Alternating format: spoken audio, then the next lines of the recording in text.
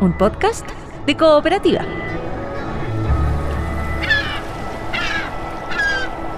Base Antártica con Paula Molina.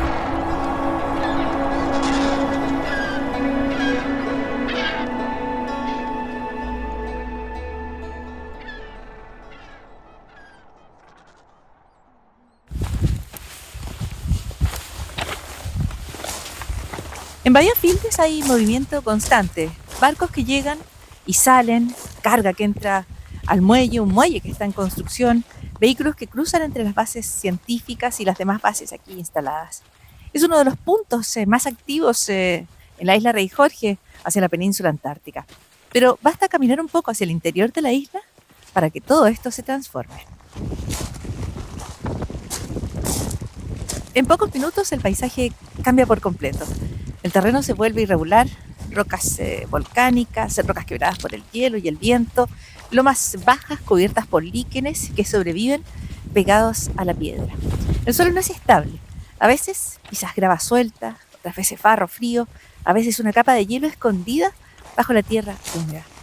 Aquí el piso cambia bajo tus pies.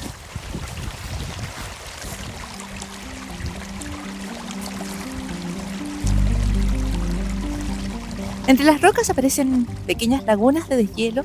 Más arriba se escuchan las escúas vigilando desde el aire y algunas anidan entre las piedras a cierta distancia. Más cerca de la costa, aunque no las vemos desde aquí, están las loberas. La Antártica tiene vida, pero hay que saber hacia dónde mirar y muy bien por dónde caminar. Y ese trozo, o sea, lo que se ve allá, ¿cuál es? El paso Drake, o el mar de Drake. Digamos, vamos cruzando hacia la parte norte de la isla y en la parte más angosta de la isla, que es como un corredor. Okay. Allá vemos un témpano. Témpanos, sí, normalmente circulan alrededor de toda la isla los témpanos que vienen desde el continente y los mismos glaciares. El guía explica que acompaña a científicos en este recorrido, que el glaciar, el terreno está cambiando constantemente, que las condiciones pueden variar mucho, que las pendientes pueden volverse resbalosas y que cada temporada el terreno se transforma un poco. ¿Y cómo has visto cambiar los témpanos, los glaciares? Bueno, en realidad es mi segunda temporada, pero sí se nota en algunos lugares que ya hay menos agua, menos nieve, menos hielo. Por ejemplo, entre la temporada anterior y esta, en los meses de noviembre y diciembre hubo menos nieve que en la temporada anterior. Ahora, bueno, puede que haya años que aumente, pero son cambios visibles. ¿Y el camino que vamos cruzando, cómo lo describen? La dificultad, pero además las características, porque hay pequeños lagos. Claro, lo que pasa es que esta es una zona, digamos, periglaciar que está alrededor de los glaciares de la isla, una zona que ya se descubrió, donde se está generando nuevamente la vegetación, líquenes, hay zonas de terrenos blandos, pero en general la ruta que estamos haciendo es de mediana dificultad, relativamente plano y no tiene una dificultad mayor. De todas maneras hay que tomar las precauciones siempre con ese tipo de actividad en la naturaleza. Decía usted, o dice la gente en la Antártica, que además las condiciones pueden cambiar muy rápidamente, ¿no? Sí, es muy inestable. Podemos tener varios tipos de condiciones climáticas en el día. Entonces hay que andar siempre preparado, con ropa adecuada, con ropa de abrigo, puede llover, puede haber viento. Aunque el meteo diga una cosa, siempre hay que estar preparado porque puede variar mucho. ¿Cuál ha sido la variación más dramática que recuerdas? No sé, salir con sol y volver nevando con viento, o también lo que es muy común acá, que se cierre mucho, que se limite la visibilidad, que se nuble o entre una neblina muy espesa y quedas casi cero visibilidad. Eso yo creo que es lo más peligroso. Caminar en la Antártica no es un paseo. El paisaje parece simple: roca, nieve, hielo, pero cada paso exige atención. Las pendientes se pueden volver muy pronunciadas, las piedras se sueltan bajo las botas pueden quedar atrapadas en el lodo. Hay pequeños cursos de agua que van cruzando el camino y al fondo aparece el hielo. En este momento vamos bajando frente a la isla Nelson, cubierta por el glaciar Nelson, frente al mar de Drake y por el costado de una lengua de hielo que ya se está derritiendo.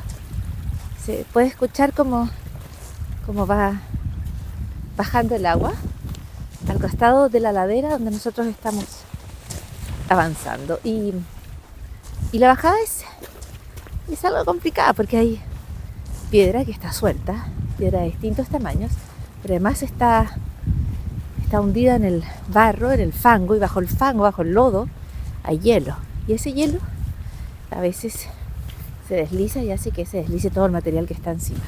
Así que vamos bajando con cuidado, mirando al mar de Drake y recordando dos cosas.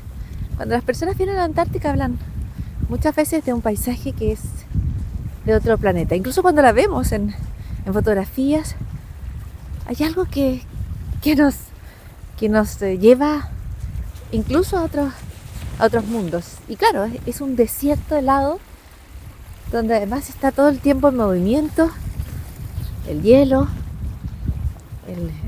los glaciares, el derretimiento, el suelo, va creciendo el musgo. Hay muchas cosas que están pasando todo el tiempo en la Antártica y que son o demasiado pequeñas para nosotros o demasiado grandes. Hay otro comentario que las personas hacen en la Antártica, aquellas personas que la han visitado, y que uno puede comprender cuando está acá. Y es que te sientes pequeño, te sientes más pequeño que el mundo en el que habitas, por supuesto. Pero además hay una sensación de cierta tranquilidad, que es la sensación que probablemente se recrea en nosotros cada vez que observamos la naturaleza en su esplendor, ¿no? Y es que quizás podríamos comprenderla mejor y comprendernos a nosotros mejor. Seguimos avanzando hacia el glaciar.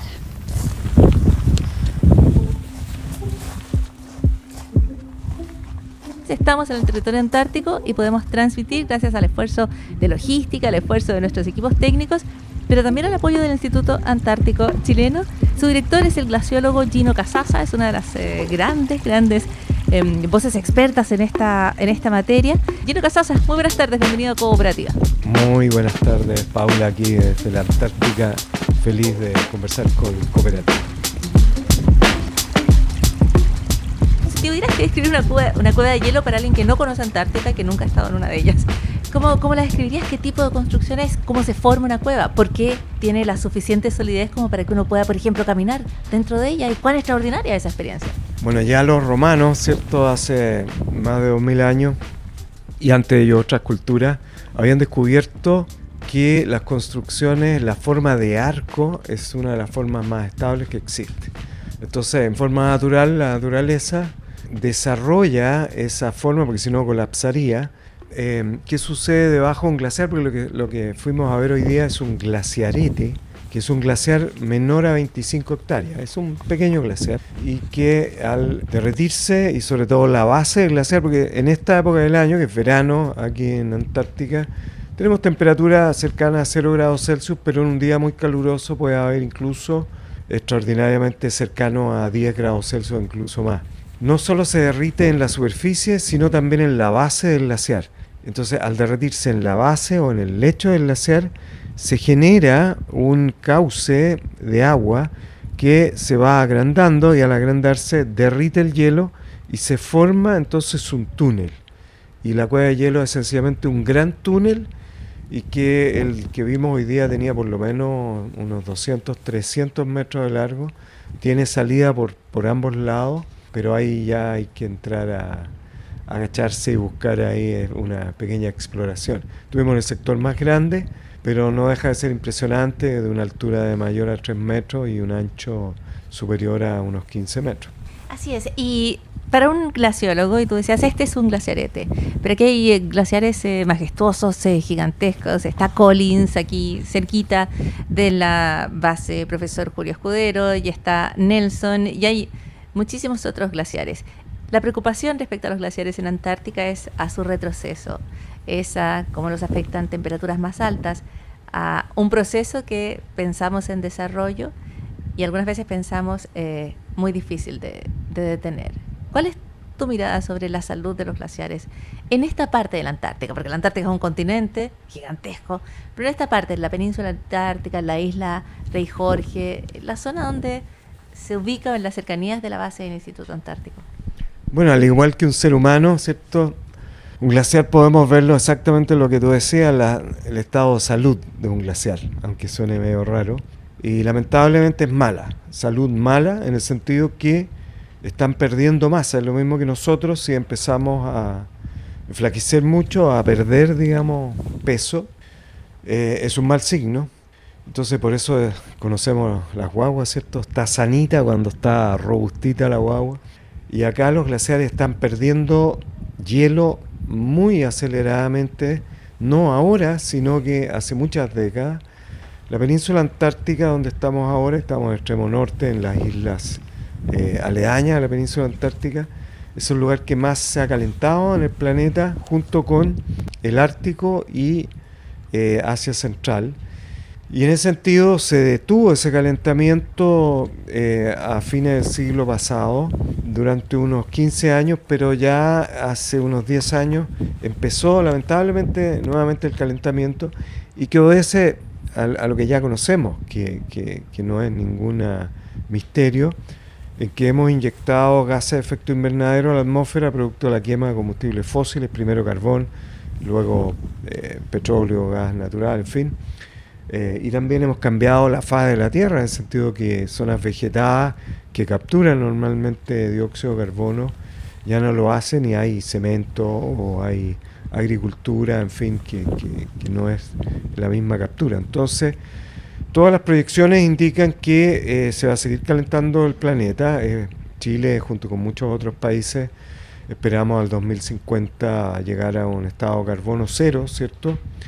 Pero el clima del planeta tiene una cierta inercia y que son varios siglos. Entonces ahora estamos hipotecando básicamente este calentamiento global para siglos venideros a nuestros sucesores en este planeta, y las generaciones futuras van a tener que vivir en un clima más cálido, y es difícil contrarrestarlo en el corto plazo, pero sí, si apagamos todas las chimeneas y reducimos y aumentamos la fuente de energía renovable, especialmente las no convencionales, a partir de unos 200, 300 años más, efectivamente podríamos revertirlo. Pero Antártica también tiene su inercia, recordemos que es la masa más grande de hielo que hay en el planeta, prácticamente el 98% de Antártica cubierta por hielo.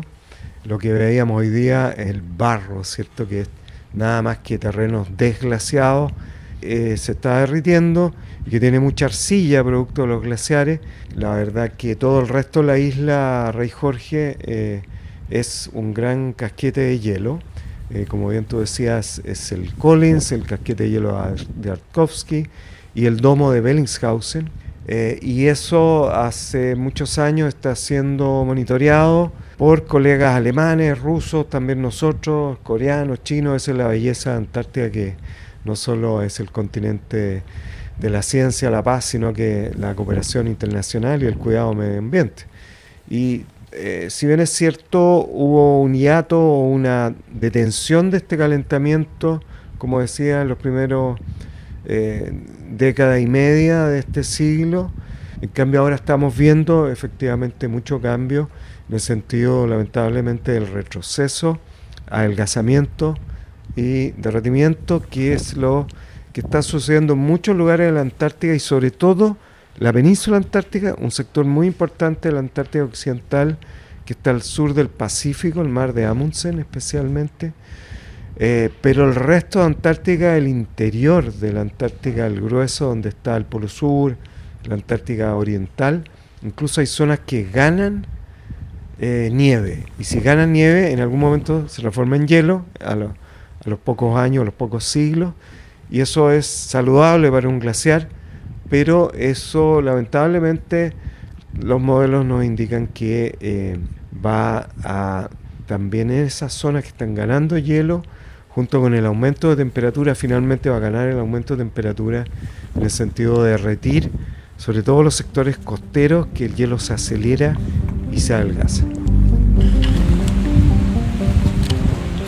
El hielo no es estático, se deforma lentamente bajo su propio peso. Se fractura o se derrite cuando el verano antártico alcanza su punto más alto. Y ese deshielo encuentra caminos. Y algunos de esos caminos pueden formar cavidades tan espectaculares como una caverna de hielo. La entrada a la caverna es una abertura en el hielo. Es lo suficientemente grande como para entrar caminando a pie. Adentro el paisaje vuelve a cambiar. La luz se vuelve muy tenue y hacia el interior de la caverna hay oscuridad. El hielo filtra la iluminación del día, lo transforma en tonos de azul y de gris. Al interior no hay viento. El aire es quieto, gélido. El sonido que domina es el agua del deshielo que cae lentamente desde el techo o circula bajo nuestros pies.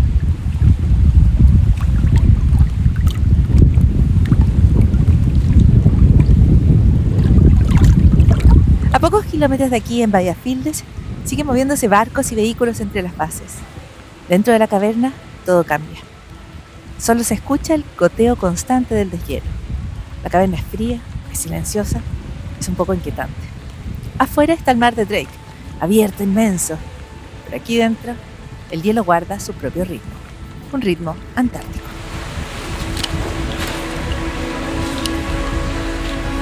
Base Antártica con Paula Molina.